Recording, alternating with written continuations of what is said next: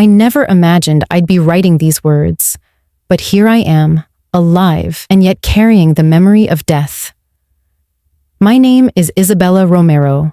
I'm 39 years old, and just weeks ago, my life ended, only to begin again in a place I can hardly describe. What I saw has burned itself into me, and I can't stay silent. Jesus showed me 4 events coming in October 2025, and though they shook me to the core, they also filled me with a hope I never expected to feel. It was a Sunday, calm and ordinary on the surface. I had just finished folding laundry when my teenage son shouted from the living room, "Mom, don't forget dinner at 7." I laughed, tossed back. "I never forget." Those were the last words he heard before my world split in two.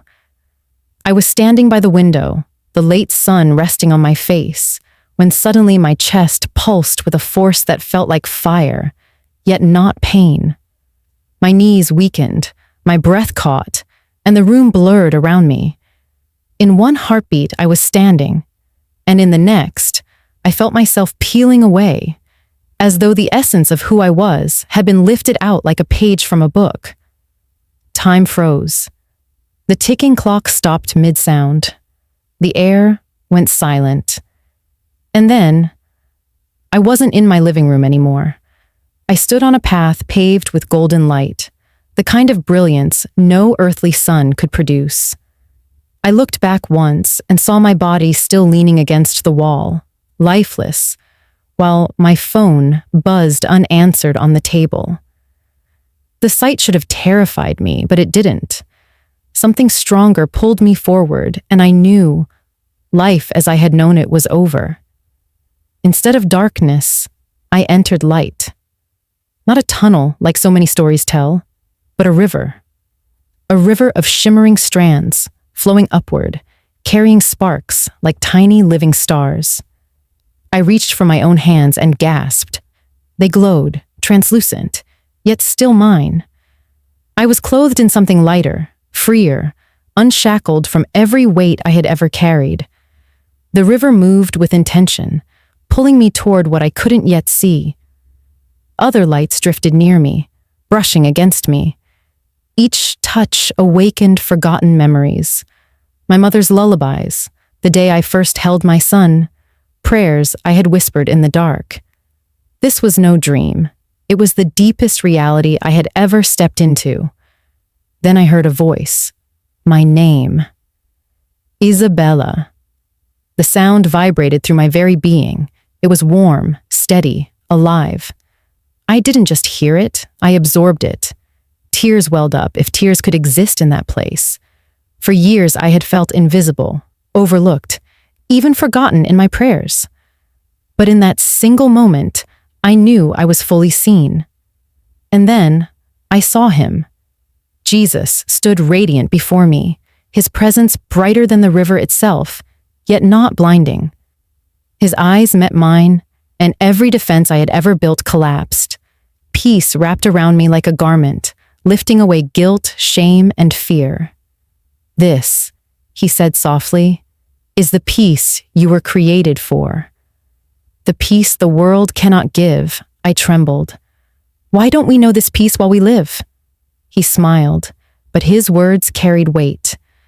"Because peace is not the absence of storms, it is my presence within them." His voice carried truth like lightning, and suddenly behind him, the very fabric of time unfurled like a vast scroll. Past, present, and future shimmered together as though they were all alive at once. I saw the day I was born, choices I had long forgotten. Then my gaze was pulled toward the glowing future, brighter and heavier, waiting to break through. My spirit quivered. "Why are you showing me this?" I asked. His voice grew steady, almost solemn. "Because October 2025 holds a chapter written long ago." I swallowed, the weight of his words sinking into me. October, not just a month, but a doorway. He looked at me with such gentleness it nearly broke me. 4 signs will appear. Not all will see, but the chosen will recognize them. They are not punishments. They are preparations, I whispered. Why me? Why show me this? His answer pierced me. Because you will tell it not with fear, but with love. And the ones who hear will know it is true. And then the visions began. The scroll shifted, rippling like water, and I braced myself for disaster.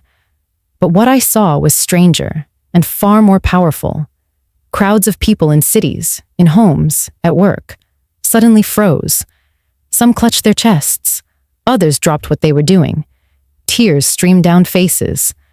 At first, I thought it was panic, but Jesus whispered, "No, Isabella. This is awakening." Hearts shook, not the ground beneath their feet. Buried prayers surfaced. Forgotten dreams returned. People fell to their knees in subway stations, kitchens, office cubicles. Some resisted, brushing it off, but others wept uncontrollably, unable to deny the stirring within. "This is revival, isn't it?" I whispered. He smiled gently. "It is the beginning, not of buildings filled, but of hearts unlocked." The first event was clear. October 2025 would shake hearts awake, not through destruction, but remembrance. The scroll shifted again, and a new scene unfolded. The scroll in front of me rippled again, and the second vision unfolded. I saw men and women sitting in tall glass towers, their faces proud, their voices booming with authority. Then, as though by an invisible hand, their chairs were emptied. Some resigned in shame, some were removed in disgrace, and some simply vanished from sight. New faces stepped into their places, but they carried no crown of pride. I turned to Jesus, my heart racing. "What is this?" He answered with a gravity that hushed everything around us. "The systems of this world will be shaken. Leadership will be rearranged. Those who held power for themselves will fall, and others, whom no one expected, will rise. This is not man's doing. It is mine, I understood then. The second event would be a shift in leadership. Governments, authorities, even spiritual leaders, moved like pieces on a divine chessboard. The vision trembled and shifted once more. This time, I stood in the middle of a bustling airport, yet no one looked hurried. Travelers looked into each other's eyes and gasped as if recognizing long-lost family. Strangers embraced. People from different countries laughed as if they had always known one another. It wasn't about blood or language. It was about something glowing within them. Jesus whispered, "Those who carry my light will recognize one another." Not by name, not by church, not by creed, but by spirit. Across nations, across borders, my people will find each other. I realized it then. The third event would be the recognition and unity of the chosen, not through religion, but through resonance. A spiritual family awakening, scattered but suddenly connected. Tears filled my eyes. For so long I had felt small, invisible in my faith, like my prayers barely reached the ceiling. But in that vision, I saw ordinary people like me, glowing with the same light, drawn together by something unshakable. It wasn't about institutions. It was about Jesus himself knitting his people together. And then, the fourth vision came. The scroll stretched wider, revealing the sky itself. Stars rearranged like brushstrokes on a cosmic canvas. They swirled, merged, and formed something unmistakable. At first it was a cross, then a crown, then a trumpet, each image shining brighter than the moon. The entire world looked up. I saw crowds in New York, farmers in villages, children on playgrounds, soldiers in deserts. Every face turned heavenward, mouths open in awe. Some fell on their knees instantly. Others mocked, dismissing it as a trick of science. I whispered, trembling, "They all see it?" Jesus nodded. "All will see. But only those whose hearts are awakened will understand." It was overwhelming, a cosmic sign that the heavens themselves would declare, undeniable, yet still ignorable, depending on the heart. Then the scroll faded, and silence fell. I turned to Jesus, my spirit quaking. "Why show me this? I'm nobody. I don't have a pulpit. I don't even know if people would believe me." He stepped closer, his eyes piercing but tender. "Isabella, do not underestimate the voice of one who has seen. You are not called to convince, but to tell. The truth itself carries weight. I wanted to stay in that place forever." The river of light still flowed behind me, and the peace in his presence was beyond anything I had ever known. But then his expression shifted, and I knew what was coming. "It is not yet your time," he said. "You must return." Panic surged through me. "Please don't send me back. Let me stay here." He touched my hand. Warmth surged through me, steadying my trembling. "I am with you there, too. Remember what you've seen. Speak it, not with fear, but with love, for the days are near."